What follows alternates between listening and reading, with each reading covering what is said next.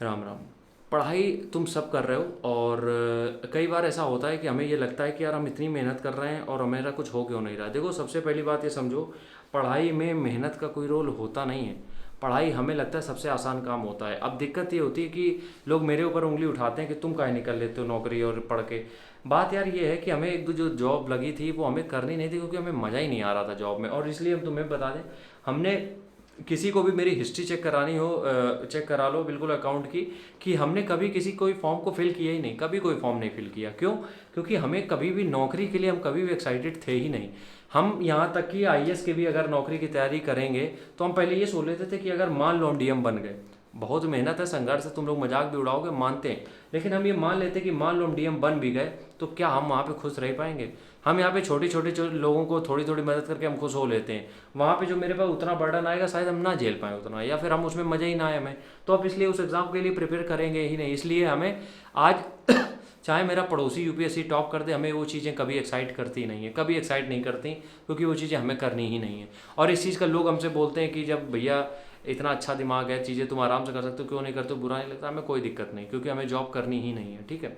तो तुम लोगों से बस इतना समझाना चाहते हैं, जिनको भी लग रहा है कि पढ़ाई बहुत टफ है, एक बार कोशिश ये करो कि दोपहर चल रही है, मई जून का टाइम है, एक बार दोपहर में बाहर निकलो, किसी का घर बन रहा हो, कहीं रोड बन रही हो, रोड में मैकेनिक होते हैं, कहीं पे भी तुम चले जाओ, वहाँ पे उनकी एक दिन की बस तुम एक एक्टिविटी एक बार ऑब्जर्व करके आओ, एक दिन की, पूरे दिन की, कि वो आखिरकार सुबह से शाम तक क्या काम करते हैं, किस तरीके से काम करते हैं, कितनी धूप में काम करते हैं, क्या क्या तकलीफें झेलते हैं। एक बार ये सब तुम चीज़ें देख के आओ। अब होगा क्या, जब तुम ये सारी चीज़ें देखोगे तब तुम्हें उस दिन रियलाइज़ हो जाएगा कि वाकई में जो हम कर रहे हैं उससे आसान कोई काम नहीं है। देखो यार, तुम्हारे घर में हो सकता है कूलर ना हो, पंखा होगा, हो सकता है एसी ना हो, कूलर होगा, कुछ लोगों के यहाँ तो भैया एसी भी लगी है। तो तुम्हारे यहाँ सारी व्यवस्थाएं, तुम्हें जो फिजिकल दिक्कतें हैं, टॉर्चर है, वो झेलने पड़ नहीं रहे, मजबूरी में या खुशी से, कैसे भी वो टॉर्चर नहीं झेलने पड़ रहे हैं। ओके?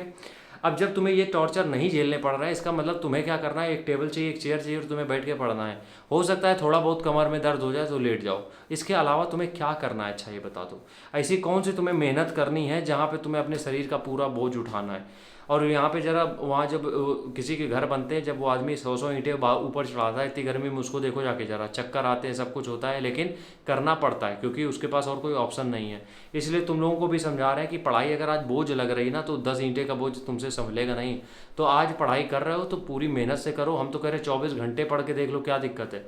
कोई दिक्कत नहीं है यार, कोई ऐसी थकान नहीं होती, कुछ नहीं होता है। कमर दर्द होगी, लेट के सीधे कर लेना, लेकिन पढ़ाई से आसान तो कुछ है ही नहीं। और अगर पढ़ाई में भी तुम लापरवाही कर रहे हो, अगर पढ़ाई में भी तुम गोली दे रहे हो किसी को, या फिर तुम मतलब मक्कारी कर रहे हो, किसी को दिखावा कर रहे हो, तो ये तुम अपने लिए बहुत बड़ी गलतियां कर रहे हो, जिसको कि ज़िंदगी भर तुम्हें भुगतना पड़ेगा। राम राम, जय हिंद।